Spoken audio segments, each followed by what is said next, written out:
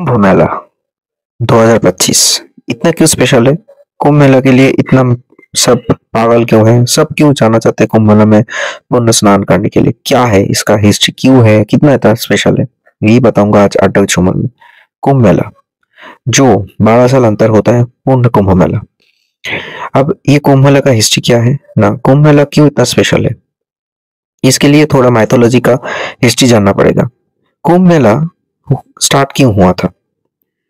अभी जब देवता से राक्षस का युद्ध होता था, मतलब माइथोलॉजी पीरियड में हम बोलते हैं इंद्र के साथ बहुत सारे राक्षस का युद्ध हो रहा था। उस राक्षस के साथ युद्ध करने के टाइम पे देवता ने गया था ब्रह्मा के पास। ब्रह्मा ने कहा कि समुद्र मंथन कीजिए, उस टाइम में जो अमृत आएगा अगर वो आप पान कर लेंगे तो कोई भी आपको मार नहीं पाएगा।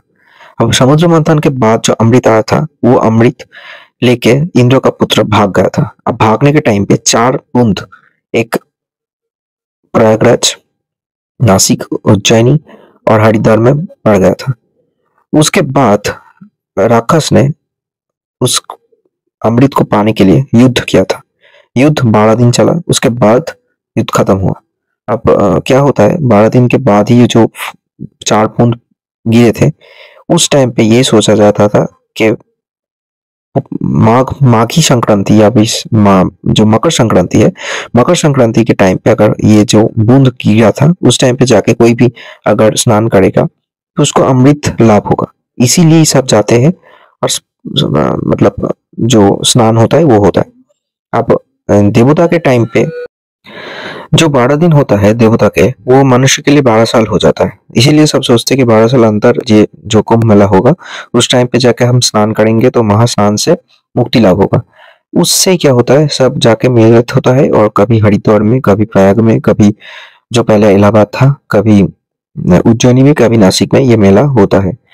और 12 साल अंदर अंतर अंतर जो होता है, अभी 12 बार जो पूर्ण मेला होता है उसके बाद एक बार होता है महाकुंभ मेला जो प्रयागराज में होता है। वही हो रहा है इस बार 144 साल के बाद ये मेला आयोजित हो रहा है प्रयागराज में। पहले प्रयागराज में जो मेला होता था वो 32 एकड़ के अंदर होता था, अभी जो होगा वो लगभग 4000 एकड़ के ऊपर। अब ये जो जोगी का गवर्नमेंट चल रहा है यूपी में, वो इस मेला के आयोजन के लिए लगभग पहले 1 साल से पहले भी बहुत कुछ इंफ्रास्ट्रक्चर डेवलपमेंट स्टार्ट किया था, जैसे कि नया घाट, नया होटल, नया लॉज, 4000 एकड़ के ऊपर जैसे कि आके स्नान करना, ये सब। अब यहाँ पे त्रिवेणी संगम होता है। त्रिवेणी संगम क्या, गंगा यमुना सरस्वती का जो मिलन क्षेत्र है वहां पे जाके ये स्नान होगा। अब ये जो त्रिवेणी संगम जाने के लिए एक नाव लेना पड़ेगा, वहां पे जाके आपको स्नान करना पड़ेगा। पानी का लेयर बहुत ही कम है तो लेवल कम होने के लागे डुबकी दे के आपको स्नान करना पड़ेगा।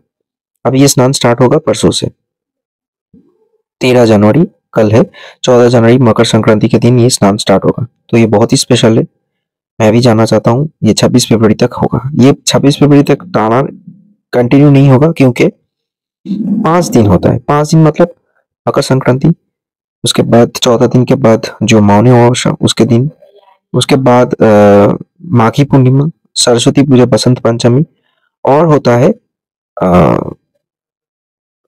शिवरात्रि के दिन।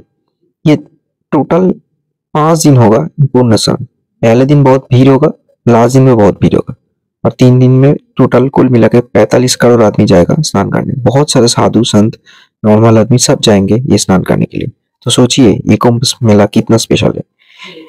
पिछले कुंभ मेला में 10 लाख, 15 लाख, 1 करोड़ लोग होता था, अभी 45 करोड़। तो सोचिए कितना प्रेशर रहेगा सरकार के लिए।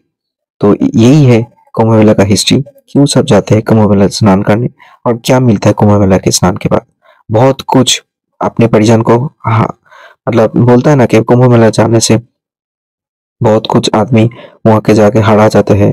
ये सब आकर नहीं होता, इसीलिए mobile communication, watch tower, police verification, 45,000 police, 4000 BSF, 3000 volunteers, सब कुछ रहेगा इस कुंभ मेला में। देखते हैं कुंभ मेला कैसा होता है। Stay tuned on art.